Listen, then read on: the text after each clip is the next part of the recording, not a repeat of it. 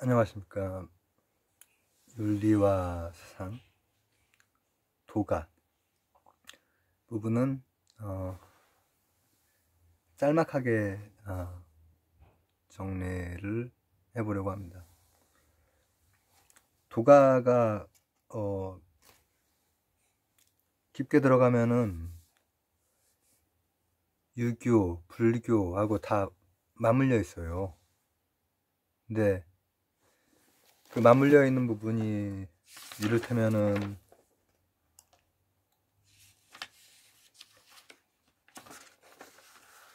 현학 같은 부분인데, 실질적으로는 한 두 줄로 이렇게 나와 있네요. 그래서 수능용으로 도가라고 하는 것은 당대 이제 동전의 앞면 뒷면 유가라고 하는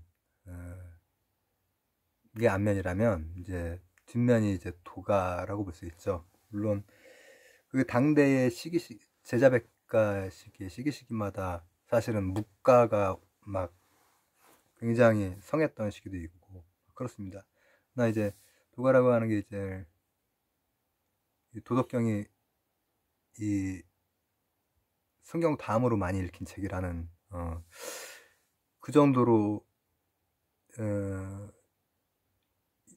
아주 영향을 많이 준 책인데, 일단은 육아와 다른 인식을 하고 있다라고 하는 게 중요하죠. 육아는 사회 혼란, 윤리적으로 뭔가 타락해 있고 덕치가 안 되고 왕도가 안 되고 이렇게 봤단 말이죠. 근데 그게 아니라 오히려 이게 어거지로 뭐 인의, 뭐 예악 이런 것들이 이런 인위야말로 자연의 덕을 가로막는다라고 보는 거죠. 그러면은 그러니까 어떻게 보느냐에 따라서 해결 방안이 달리 나오는 거예요. 그러면은 이 도를 회복하면 되는 거죠. 도라고 하는 게 좀 어렵습니다. 경험적으로 이렇게 파악이 되는 것이 아닌 어떤 원리인 거죠. 그리고 이게 이제 유학에도 영향을 많이 주고 불교 이해에도 많이 주고, 불교는 사실은 도가 쪽에서 다 이해를 처음에 이렇게 해서 넘어온 거거든요. 근데 이제 도가 부분에서는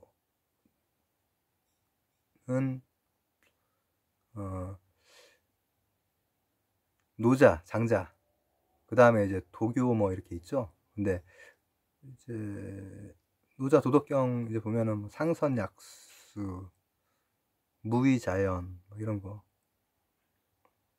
가장 높은 상선은 뭐와 같냐면은 물과 같다. 낮은 곳에 이렇게 머무르려 하고 또 부쟁하고, 그리고 단, 돌아오는 도라고 하는 건 반지자다. 이 자연에 대한 그 뭐라고 합니까? 자연스러움 이 자체에 대해서 인위적인 관점이 아니라 이 자연스러운 관점으로 이 현상을, 그때 당대를 보고 해결책을 낸 게 당연히, 그러면 무의지치, 소국과민, 당연히 그렇게 될 수밖에 없는 겁니다. 따로 외울 게가 없어요, 사실.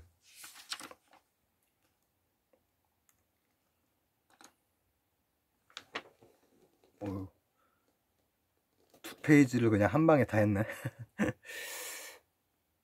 지금 한 5분 걸렸나요? 그리고 이제 뭐 장자 같은 경우에는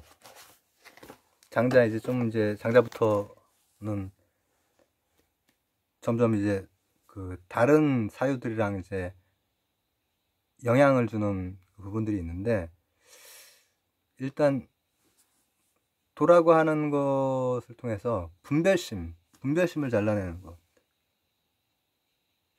분별심. 불교에서도 많이 나오는 건데. 그래서 이제 재물론이라든지 무라일체라고 하는 것이 이제 무의자연을 그 흐름을 따르고 있긴 하지만은 조금 더 이제 사실 노자와 장자는 좀 많이 다릅니다. 그리고 장자 같은 경우에는 내편, 외편, 그리고 이제 그 외에 자편이 있는데,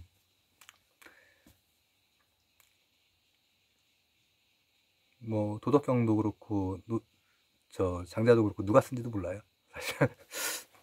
그러나 이제 어디까지는 뭐 이건 노자라고 하는 어떤 인물이 있다면 그 인물이 썼을 것이다, 장자라고 하는 인물이 있다면 그 인물이 썼을 것이다 라는 이제 학술적인 그런 건 있지만은 그 생각이 이제 중요한 거니까. 이제 그래서 만물제동, 분별하지 않는 것, 분별에 차별이 들어가 버리니까. 그래서 그 근원적인 도를 이제 보는 것이 중요하다. 그래서 그 방법으로 좌망, 심재 이런 게 있었죠. 이게 이제 굉장히 중요합니다. 왜냐하면은 불교가 나중에 들어올 때 좌망, 심재와 같은 이미 도가에서 있었던 좌망, 심재가 앉아서 이렇게 다른 생각, 잡생각 떨치는 거, 심재도 이제 앉아서 이제 마음 집중하는 거거든요. 그러니까 수행론이 연결이 되는 거죠. 그리고 그렇게 해서 무라일체가 되는 그런 이상향이 있고, 다양한 이름으로 부르죠. 근데 그 중에서 뭐 성인 뭐 이런 거는 유교하고 겹치니까 이런 거는 조금 이렇게 따로 좀 체크를 해둘 필요가 있습니다. 그 상태로 이렇게 소요유, 뭐 무라일체 이렇게 되는 거야. 그게 장자예요, 장자. 근데 이제 도교는 뭐냐면 황로학파를 시작으로 해서 한나라 시기에, 그 다음에 태평도라든지 오두미교, 막 삼국지 막 그 앞쪽에 있는 거 있죠. 이런 것들은 현세적인 그 기복도 들어가고 구복도 들어가고 또 신선이 되는 이런 것도 하고, 이건 제가 자세히 안 하겠습니다. 이건 그냥 읽어보시면 다, 이게 뭐 엄청난 막 철학적인 그게 들어가는 게 아니거든요. 뭐 장각이 뭐 대단한 철학자입니까? 다만 현학이라고 하는 부분이 이제 나오는데, 현학은 설명이 참 빈약하게 나와 있어요. 근데 이걸 깊게 하기는 좀 어렵죠. 위진 시대의 현학자들이 철학적으로 계승을 했다. 세속적 가치를 초월하고 예술적이고 형이상학적인 담론인 청담을 즐기는데, 이를 통해서 인간의 고정관념을 초월한 무의 세계를 진실한 세계로 보면서 기이론론적인 태허객형의 무야말로, 죄송합니다, 좀 어렵겠죠. 근데 이 무에 대해서 이제 삼국지 조조의 책사였던 왕필 같은 분이 이거를 이제 뭐 이 당대의 그 분들이 무에 대해서 어떻게 볼 것인가를 굉장히 깊게까지 논해요. 그리고 구역과 신역, 전에 고역에서는 연기를 무라고 표현합니다. 그래서 이게 사실은 주역이라고 하는 자연철학이 있는데, 그걸 다시 사유하면서 주역이 전보고 이런 책만은 아니에요. 나중에 수능 끝난 다음에 제가 주역 강의도 여기 있으니까는 한번 보시면은 전혀 다릅니다. 그 외에는 이제 뭐 어쨌든 의학에도 막 불로장생해야 되니까 도교면은 발전을 주고, 뭐 예술에도 발전을 주고 영향을 주고 이렇게 했다고 나와요. 그리고 우리나라에선 또 조선 뭐 초기까지 했다고 나오는데 조선 초까지 제초, 도교의 제초를 했다고 하는데, 뭐 제사 드린 건 도교 제사예요. 실제로 이제 선조 때까지도, 중기까지도 있었어요. 근데 조선 초기로 일단 뭐 체크해 두시고요, 외워 두시고요. 그래서 뭐 내단 외단 이런 수행에도 영향을 주고 의학 발달에도 영향을 주고 했다, 이런 얘기입니다. 그리고 의는 당연히 이제 현대 이제 환경 문제라는 이런 데에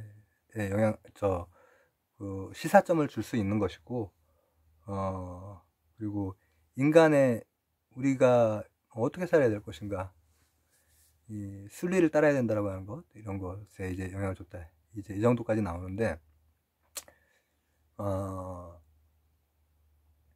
문제로는 그렇게 복잡하게까지는 안 나오지만은 이 도가에서 특히 이제 이 장자와 또 현학, 이런 부분은 장자가 계속해서 사유가 되고 현학에서 계속해서 연구가 되면서 결국은 유불도 전체에 많은 영향을 준 한자문 명권의 아주 중요한